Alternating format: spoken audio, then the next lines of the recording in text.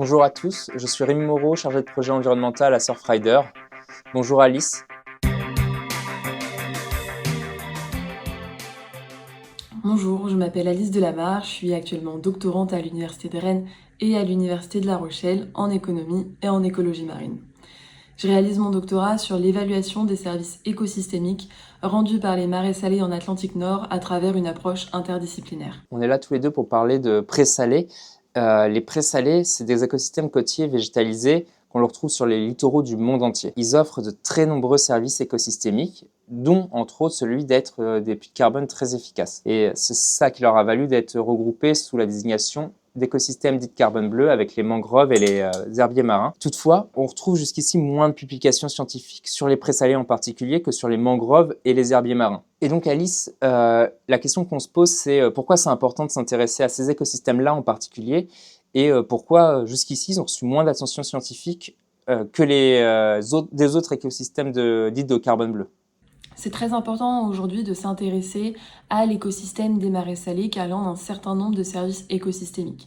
Un service écosystémique, c'est un service rendu par un écosystème.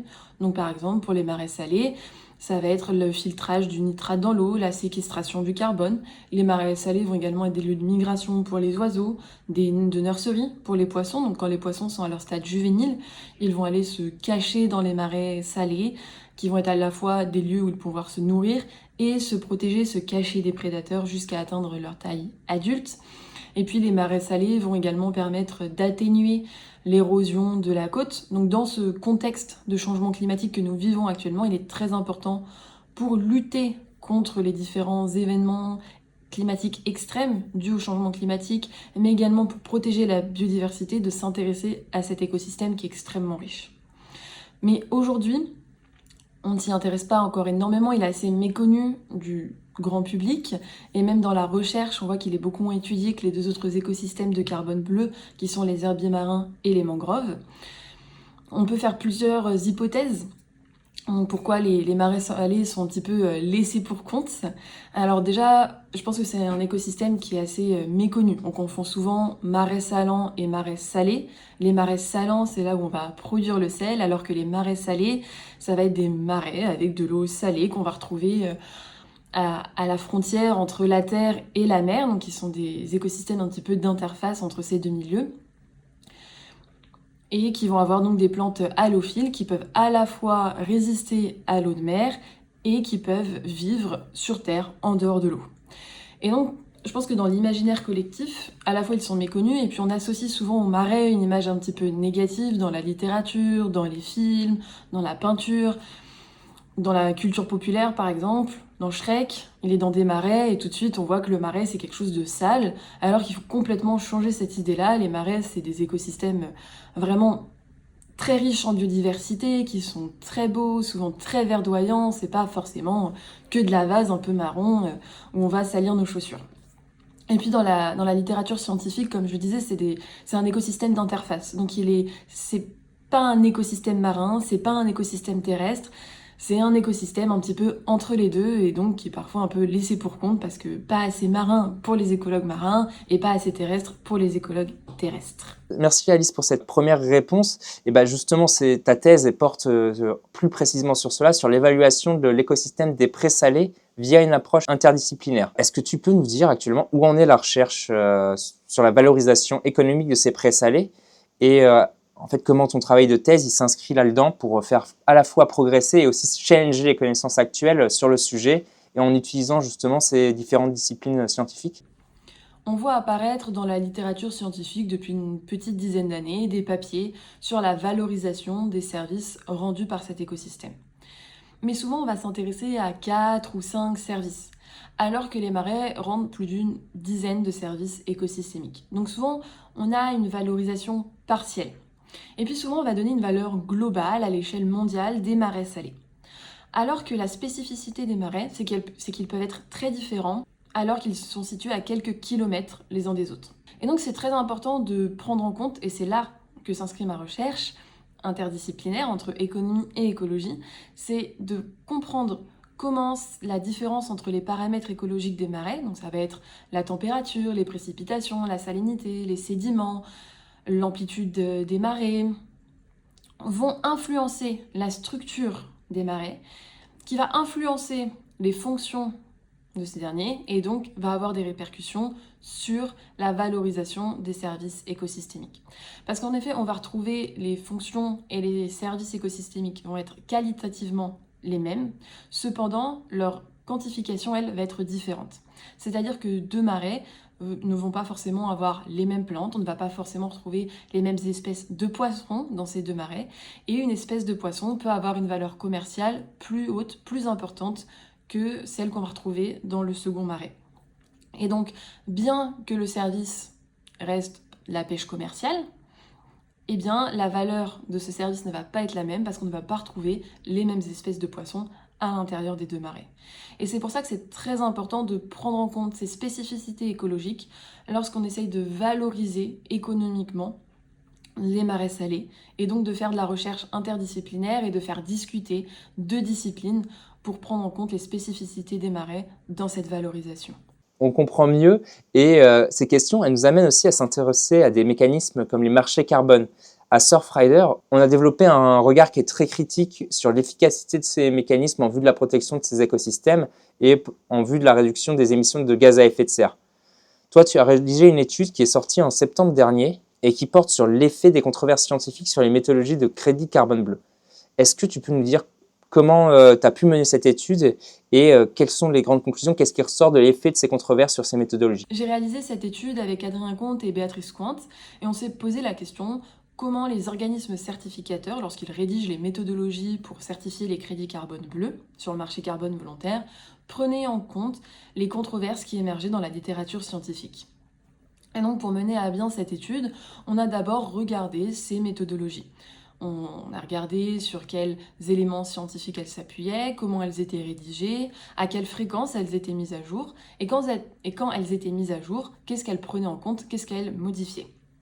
Et en parallèle, on a également regardé l'émergence dans la littérature des controverses scientifiques. Donc est-ce qu'il y avait de plus en plus de papiers qui critiquaient ces méthodologies, quelles étaient les controverses qui étaient mises en valeur, ou en tout cas mises en lumière par les scientifiques dans la littérature. Et ensuite, on a regardé du coup si la multiplication des papiers critiquant les méthodologies concordait avec la fréquence de mise à jour des méthodologies et est-ce qu'elle prenait en compte les remarques faites dans la littérature scientifique. Et puis on a également réussi à mener une dizaine d'entretiens d'une heure environ, avec différentes parties prenantes, donc à la fois avec des personnes qui rédigeaient les méthodologies, donc des organismes certificateurs, avec des scientifiques, avec des personnes qui montaient des projets pour certifier des crédits carbone bleus. Et puis on a échangé avec eux et on a essayé de croiser toutes ces données pour comprendre quelle était la prise en compte. Et puis finalement, on s'est rendu compte qu'il y a très peu de méthodologies qui citent des articles scientifiques dans leurs méthodes, que d'un autre côté, les scientifiques ont l'impression d'être un petit peu laissés pour compte dans la rédaction aussi de ces méthodologies, qu'on ne les contacte pas forcément, qui ne sont pas forcément écoutés, tandis que les organismes certificateurs, eux, mettent en avant leur rigueur scientifique, disent qu'ils lisent ces papiers qui vont critiquer leur méthodologie. Et donc, c'est un petit peu deux camps qui s'affrontent et qui n'ont pas la même vision de la situation sur la rédaction de ces méthodologies.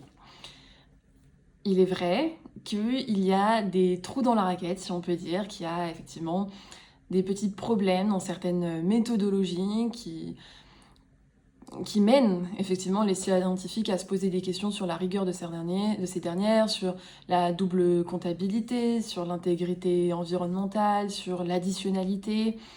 Et donc c'est toutes ces controverses qui sont, je pense, à prendre en compte par les organismes certificateurs qui rédigent les méthodes pour les rendre plus robustes. Et donc aussi rendre plus robuste le marché carbone bleu. Après ce travail, est-ce que tu penses que les marchés volontaires pour les crédits carbone bleu puissent être une réponse adaptée aux besoins de financement qui existent pour les actions en faveur de ces écosystèmes? Ou est-ce qu'au contraire, il y aurait d'autres pistes qui seraient importantes, voire plus importantes de mettre en avant? Les marchés volontaires pour les crédits carbone bleu, c'est une question assez épineuse, qui je pense ne peut pas être répondue par est-ce que c'est bien, est-ce que c'est mal, oui ou non. Théoriquement, je pense que c'est un outil financier qui peut être très intéressant pour financer la restauration, la protection des écosystèmes bleus, de carbone bleu. En effet, c'est des écosystèmes qui sont aujourd'hui en danger, qui sont maltraités par l'activité humaine et qu'on a besoin de protéger, qu'on a besoin de restaurer parce qu'ils rendent des services extrêmement importants.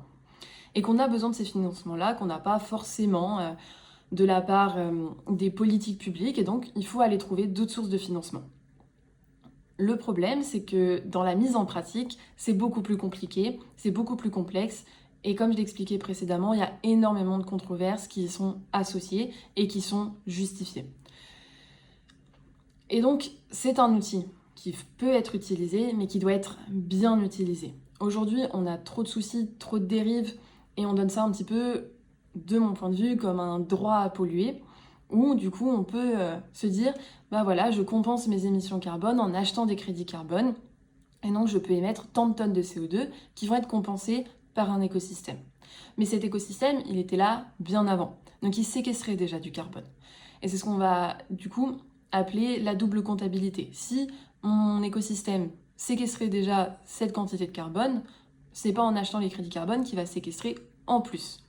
Il séquestrera déjà. Donc il faut vraiment que l'écosystème soit restauré, soit agrandi, protégé et qu'il séquestre plus pour compenser les émissions carbone.